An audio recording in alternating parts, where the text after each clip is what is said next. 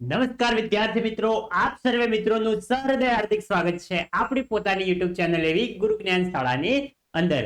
તો વિદ્યાર્થી મિત્રો, આજના વિડીયોની અંદર આજે આપણે ધોરણ 7 વિષય ગુજરાતી વિષયની અંદર જે આપણો 15મું ચેપ્ટર છે દાદાજીનો પત્ર, એ ચેપ્ટરનો આજે આપણે સ્વાધ્યાયનું સંપૂર્ણ સોલ્યુશન આજે આ વિડીયોની અંદર જોવાના છીએ મિત્રો.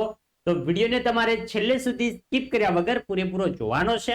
અને જો તમે ચેનલ ઉપર નવા હોય, હજી સુધી ચેનલને સબસ્ક્રાઇબ નથી કરી તો અચૂકથી સબસ્ક્રાઇબ કરી દેજો, જેથી સોરી મિત્રો, જેથી કરીને આવનાર પરીક્ષાઓની અંદર તમે અમારી ચેનલના વિડીયો જોઈને લાભ મેળવી શકો. સૌપ્રથમ છે વાતચીત. તો વાતચીતની અંદર આપણા એવા પ્રશ્નો છે કે જે પ્રશ્નનો જવાબ આપણે જાતે આપણા વિચારો પરથી, આપણી અનુભવ પરથી આપણે આપવાનો છે. પહેલો છે, તમે ક્યારે પત્ર લખ્યો છે? કોને લખ્યો છે? તમે ક્યારે કોઈને પત્ર લખ્યો છે મિત્રો? કોને લખ્યો છે એ તમારે જણાવવાનું છે. બીજું છે, તમે તમારા ગામ કે શહેરની પોસ્ટ ઓફિસે ગયા છો ક્યારે? અને તમે ત્યાં શું શું જોયું છે એ પણ તમારે લખવાનું છે. જોઈ શકો છો આ પ્રશ્નના જવાબો જે છે મિત્રો આપણે જાતે આપણા અનુભવ પરથી લખવાના છે. અહીંયા ખાલી સમજવા પૂરતા આપેલા છે, બેઠે બેઠા કોપી પેસ્ટ નથી કરવાના.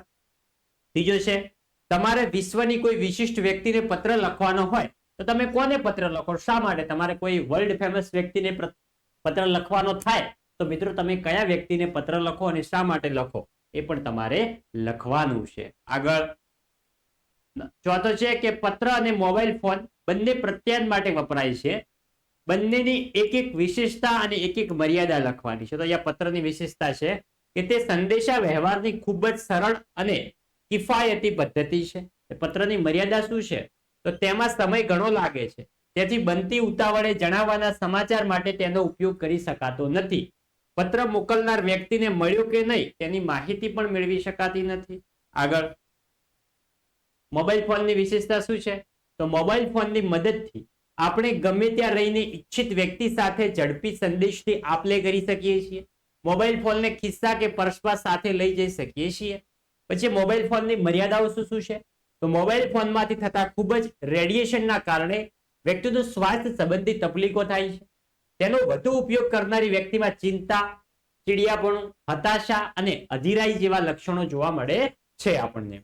પાંચમો છે, તમારા શહેર કે ગામનો પિનકોડ કયો છે તે તમારે લખવાનું છે. અહીંયા મેં મારા ગામનો લખ્યો છે 385545 385545.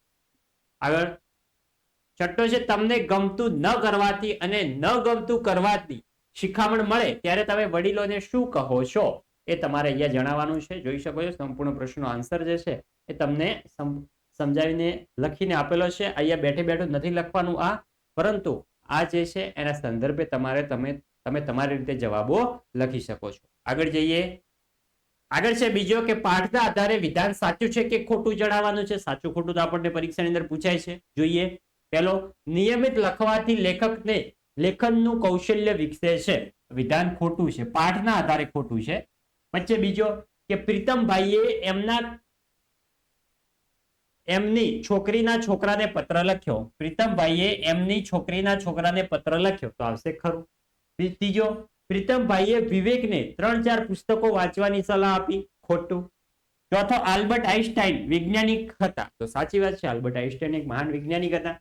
આગળ શબ્દ અને તેનો અર્થ વાંચો. ઉદાહરણ મુજબ નવું વાક્ય બનાવો.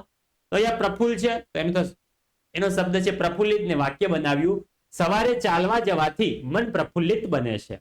અહીંયા શબ્દો છે સુવાસ, તો એના પરથી શબ્દ બન્યો સુરભી. તો જોઈ શકો છો તો ફૂલની સુવાસથી આખો બાગ મદમદતો હતો. તો આપણે સુરભી પરથી વાક્ય બનાવવાનું.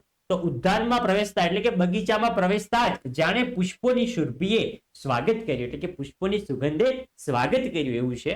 આગળ, અને વિદ્યાર્થી મિત્રો ધોરણ 7 ના આપણા વોટ્સઅપ ગ્રુપની અંદર ના જોઈન થયા હોય તો વિડીયોના ડિસ્ક્રિપ્શન બોક્સમાં તમને અમારા વોટ્સઅપ ગ્રુપની લિંક પણ આપેલી છે.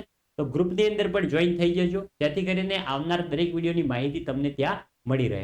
બીજો છે રૂવાટું. તો શું થશે? રોમ અને પુલક. તો એનું વાક્ય આપેલું છે, જોઈ શકો છો. અને આપણું વાક્ય છે કે સંગીતના સુકોમળ સુરો સાંભળી રોમે રોમ પુલકિત થઈ ઉઠી છે. હવે છે ત્રીજો રચના. તો છે ગોઠવણ અને વ્યવસ્થા. અને એનું વાક્ય જોઈએ આપણું કે વળને ટેટા ને વેલા ને તરબૂચ, કુદરતની વ્યવસ્થા કેવી છે અદ્ભુત. આગળ જે જોડકા જોડવાના છે. તમારી જો પ્રિય પત્રની અંદર પ્રિય સંબોધન શાના થઈ શકે? તો પ્રિય મિત્રો મિત્ર માટે થઈ શકે. પૂજ્ય, પૂજ્ય તો આપણા શું થઈ શકે? પૂજ્ય તો પિતાજીને પત્ર લખો હોય તો પૂજ્ય લખાય. આદરણીય તો કોઈ મહાન વ્યક્તિ હોય એના માટે આપણે આદરણીય. ચિરંજીવી તો આપણાથી નાનો હોય તો એના માટે જોઈ શકો છો આવા શબ્દો આપણે વાપરી શકીએ છીએ. અને આ તમારા મસ્ત અલગથી તમને લખીને પણ આન્સર આપેલા છે. આગળ છે નીચેના વાક્ય વાંચી તેમના નામના બદલે વપરાતા હોય તેવા પદો નીચે નામના બદલે વપરાયને શું કહેવાય? સર્વનામ. તો અહીંયા છે અંધારામાં કોઈક આવતું હોય તેમ લાગતું. અહીંયા જે રેડ કલર થી માર્ક કરેલા છે બધા આપણા આન્સર છે. બીજાની અંદર છે જ્યાં ત્યાં. ત્રીજાની અંદર છે એમણે પોતે. ચોથાની અંદર છે મેં જાતે. પાંચમામાં છે થોડુંક. છઠ્ઠામાં છે જ્યારે ત્યારે. સાતમામાં છે કોઈક. આઠમામાં છે જેને, ખુદનો અને તેને, બે શબ્દો છે. નવમામાં છે તમે પંડે આ. આગળ છે વિરુદ્ધાર્થી શબ્દ. હાજરી તો ગેરહાજરી, એવી રીતે બીજા શબ્દો. વ્યાજબી તો ગેરવ્યાજબી. લાભ તો ગેરલાભ. જવાબદાર તો બેજવાબ. આ તમારા વિરુદ્ધાર્થી જે છે પરીક્ષાની અંદર પૂછાઈ શકે છે. આગળ જઈએ. આગળ છે આપેલા ઉદાહરણ મુજબ બીજા શબ્દ લખો અને વાક્ય પ્રયોગ કરો. તો અહીંયા શું છે? ઉત્સુક તો ઉત્સુકતા. તો હું મનીષાને મળવા ઉત્સુક હતો. મનીષા નહીં પણ મનીષને મળવા ઉત્સુક હતો. તો ઉત્સુકતા પરથી શું બને? તો મનીષને મળવાની મને ઘણી ઉત્સુકતા હતી. અહીંયા છે માનવ અને માનવ તો શું થશે? માનવતા. તો માનવ એ ભગવાનની ઉત્તમ રચના છે ને મારા પપ્પાના હૈયામાં માનવતાનું ઝરણું સદા વહે છે. આગળ એનું વિશેષણ છે સજ્જન. તો એનું વિશેષણ શું થઈ જાય? સજ્જનતા. તો દિલીપભાઈ આખી સોસાયટીમાં સૌથી સજ્જન વ્યક્તિ છે. તો દિલીપભાઈની સજ્જનતાની તોલે કોઈ ના આવી શકે. અહીંયા તમને શું છે? વિશેષણ આપેલું છે. એનું તમારે શબ્દ દ્વરિન્દ્ર પરથી શું આવે? દરિદ્ર. તો સુદામા એક દરિદ્ર બ્રાહ્મણ હતા અને શ્રી કૃષ્ણએ સુદામાની દરિદ્રતા એટલે કે ગરીબાઈ દૂર કરી હતી. આગળ છે આપેલા વાક્યમાંથી સર્વનામ શોધી તેનો પ્રકાર લખવાનો છે. તમને અલગ પુસ્તકની અંદર વાક્ય આપેલા છે કે જ્યાં કૃષ્ણ હોય ત્યાં અર્જુન હોય જ. તો અહીંયા શું થશે? સર્વનામ. જ્યાં અને ત્યાં. એનો પ્રકાર શું છે? સાપેક્ષ સર્વનામ. બીજો છે તેમણે આ જવાબદારી સ્વીકારી છે. તેમાં શું છે? સર્વનામ. તેમણે અને આ. એમાં શું થશે? પુરુષવાચક છે પહેલો અને બીજો છે આ જે મિત્રો છે એ મિત્રો દર્શક છે. જોઈ શકો છો નામની જગ્યાએ વપરાય એને આપણે શું કહેતા હોઈએ છીએ? સર્વનામ. અમુક તમુક માણસ વચ્ચે આવીને કામ બગાડી પણ શકે. અમુક તમુક સર્વનામ થશે. કયું સર્વનામ? સાપેક્ષ. થોડાક નાણાં ન હોય તો શું થઈ ગયું? એમાં શું છે? થોડાક. થોડાક શું થયું? કોઈ નિશ્ચિત નથી એટલે અનિશ્ચિત વાચક. પાંચમો આચાર્યશ્રી ક્યારે મળી શકશે? અહીંયા ક્યારે શબ્દ આવશે. તો ક્યારે શું છે? એક પ્રશ્ન દર્શાવે છે તો થશે પ્રશ્નાર્થવાચક સર્વનામ. છઠ્ઠો છે સરદારે જાતે જ પોતાની કાખબલાઈ ખોડી હતી. તેમાં શું આવશે? જાતે.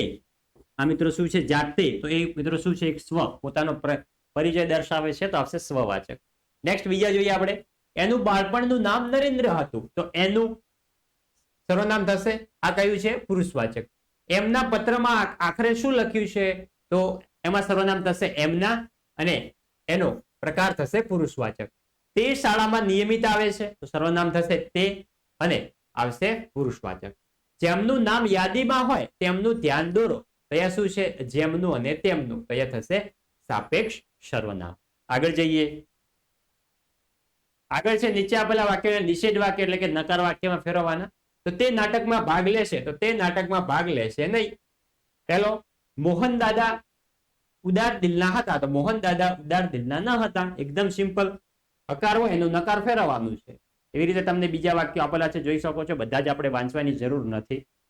તમારે વિડીયો સ્ટોપ કરીને સંપૂર્ણ એકવાર સમજી લેવાનું છે પછી જ લખવાનું છે. આગળ જઈએ તો આગળ છે 10મો કે હિમાનીને શેફાલીના ગામ વિશે માહિતી જોઈએ છે તેથી તે નીચે મુજબના પ્રશ્ન પૂછે છે.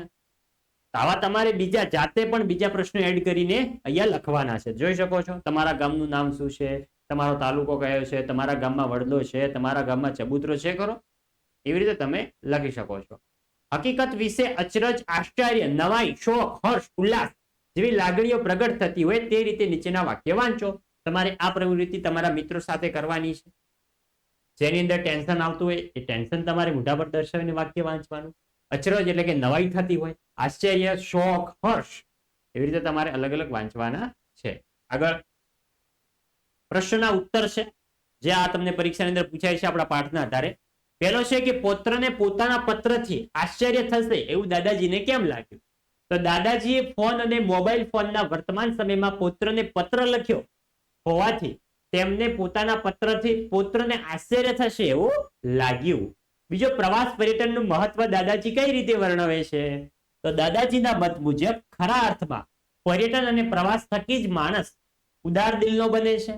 તેનાથી તેને જીવનના વાસ્તવિક અનુભવો મળે છે. પ્રવાસ દ્વારા જુદા જુદા પ્રદેશની ભૂગોળ, ઇતિહાસ તેમજ લોક સંસ્કૃતિનો સીધો પરિચય મળે છે.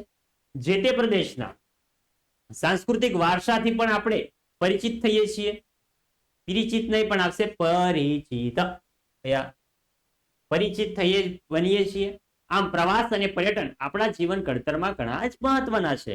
બીજો છે, શાળામાંથી પ્રવાસમાં જવાનું હોય ત્યારે વાલીની સંમતિ કેમ લેતા હશે લોકો?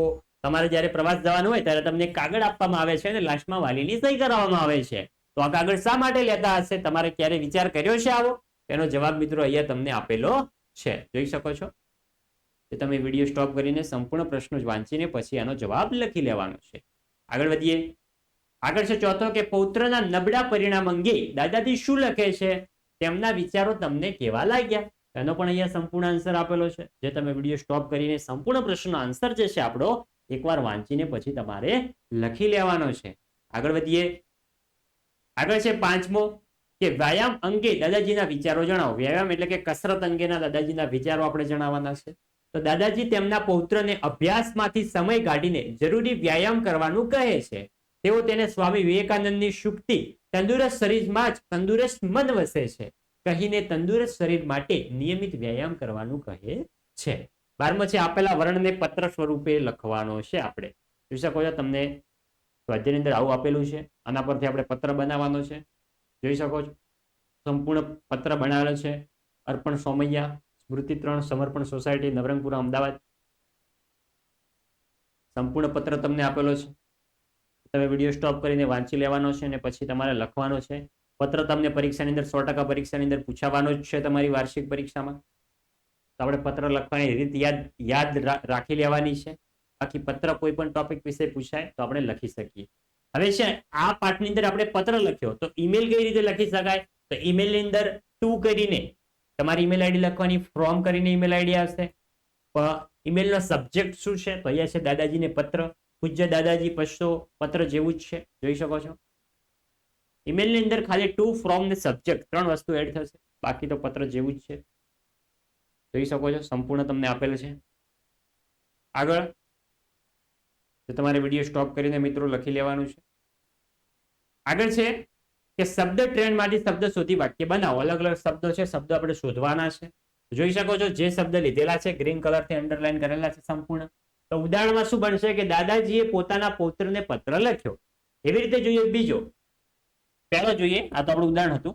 તમે મિત્રો શું થશે? પહેલામાં છે ખાટા ફળોમાંથી વિટામિન સી મળે છે. તો ખાટા ફળોમાંથી વિટામિન સી મળે છે. પછી છે બીજો, બધા જો કસરત કરે તો જ તંદુરસ્તી જળવાઈ રહે. તો અહીંયા શું છે? બધા જો કસરત કરે તો જ આપણી તંદુરસ્તી જળવાઈ રહે છે. અને લાસ્ટમાં તમને આપેલું છે ત્રીજો કે આજે પત્રનું સ્થાન ઈમેલે લઈ લીધું છે. ઈમેલે લીધું છે.